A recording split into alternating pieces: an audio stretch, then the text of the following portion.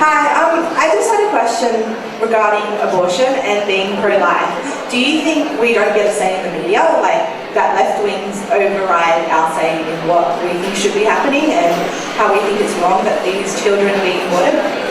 Absolutely. I mean, it's been one of the big taboo subjects, and I think one of the sort of strangest parts of it is that people, the greatest advocates, and often they are the most vocal, because men are sort of a bit afraid to talk about this issue, but the most vocal are the sort of baby boomer feminist women, and they say that they are all for freedom of choice. That's the whole basis of their argument, for women to have the freedom to choose what they do with their own bodies. And yet, when anyone says, well, look, the debate has changed because now science is showing us into the womb and showing us that the baby is, sentient, and we can see what it looks like, and you can save babies up to 26 weeks when you're aborting them at the same time. It just seems, that the debate has to be revisited just on a logical basis.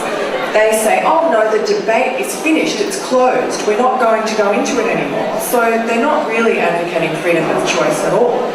So they're the most closed-minded and intolerant people who are forcing other people to be open-minded about abortion. So I think the media, of course, is controlled by still that kind of generation and that mindset. So, but I have noticed in the sort of 20 years that I've been writing about this sort of stuff that there's much more openness now among the readers, reader polls and so on, if we talk about abortion, especially if you talk about it in a kind of a logical, common sense way. You come at it not from a religious point of view.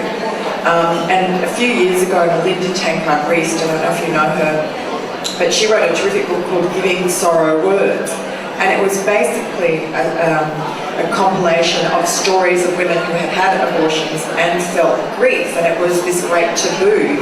If you'd had an abortion, it was just meant to be getting rid of a pimple, and you weren't meant to feel any emotions about it. And so she just exposed the great torment and upset that these women had, and these were stories that up until then were not allowed to be told. So she single-handedly sort of opened up a floodgate there, and it became, from then on, more accepted and understood by people that actually, abortion does, not for all women, but for some women, they will acknowledge that maybe it does cause a bit of pain. No one's still thinking about the baby, but that's just in the last, I would say, even 6 or 7 years, I've seen a change. And then I've also seen polls that show that younger people are much less inflexible about the idea of abortion. They are open to the idea, not from any religious basis, but just open to the idea just from a pure logic, makes sense basis, that there must be something wrong, that they feel uncomfortable about this idea that you can just kill a human life and